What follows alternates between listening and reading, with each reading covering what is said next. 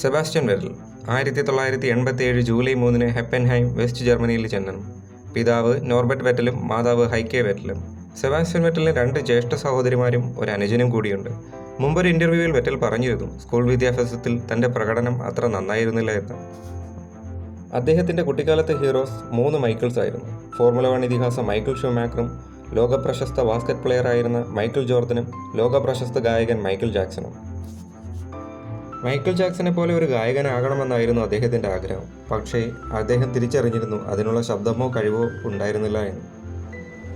Sebastian വെറ്റൽ 3 വയസ്സുള്ളപ്പോൾ karting കാറുകളിൽ പരിശീലിക്കാൻ തുടങ്ങി. കാർട്ടിംഗ് കാറുകളിൽ റേസിംഗ് 8 വയസ്സുള്ളപ്പോൾ തുടങ്ങി. 1995 റെഡ് ബുൾ ജൂനിയർ ടീമിൽ 1998 അംഗമായി. 2001 ജൂനിയർ മൊണാക്കോ കാർ ക്ലബ് പോലുള്ള ടൈറ്റിലുകൾ സെബാസ്റ്റ്യൻ വെറ്റൽ വിജയിച്ചു.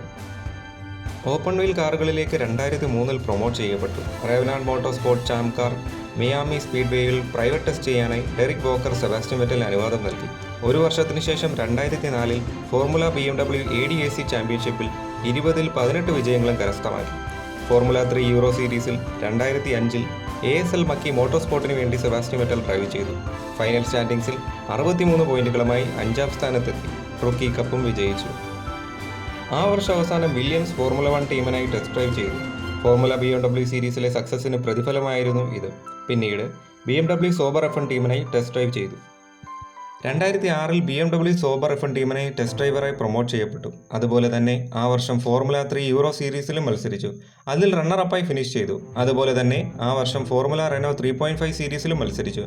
മിസാനോയിൽ ആദ്യ 2 റേസുകളിൽ 1ാമതായും 2ാമതായും ഫിനിഷ് ചെയ്തു. സ്പാ ഫ്രാങ്കോർഷർഷാമ്പിലെ അടുത്ത റൗണ്ടിൽ വെറ്റലിൻ്റെ വിരലുകൾ മുറിയേണ്ടതായിരുന്നു. ഒരു ആക്സിഡന്റിന്റെ ഫലമായി തെറിച്ചു വന്ന ഡെബ്രികൾ കാരണമായിരുന്നു ഇത്. അത് കാരണം കുറേ ആഴ്ചകൾ റേസുകളിൽ പങ്കെടുക്കാൻ അസാധ്യമായിരുന്നു. എന്നാൽ ഭാഗ്യവശാൽ 2006 മാസ്റ്റർ ഓഫ് ഫോർമുല 3യിൽ മത്സരിച്ചു. സാന്റോവാർട്ടിൽ 5ാമതായി ഫിനിഷ് ചെയ്തു. 2007 ഫോർമുല റെനോ 3.5 സീരീസിലും മത്സരിച്ചു. ആദ്യ വിജയം ജർമ്മനിയിലെ നെർബർഗ്രിങ്ങിൽ നേടി. BMW സോബർ F1 ടീമിലേക്കുള്ള വിളി എത്തുമ്പോൾ ആ ചാമ്പ്യൻഷിപ്പ് ലീഡ് ചെയ്യുകയായിരുന്നു.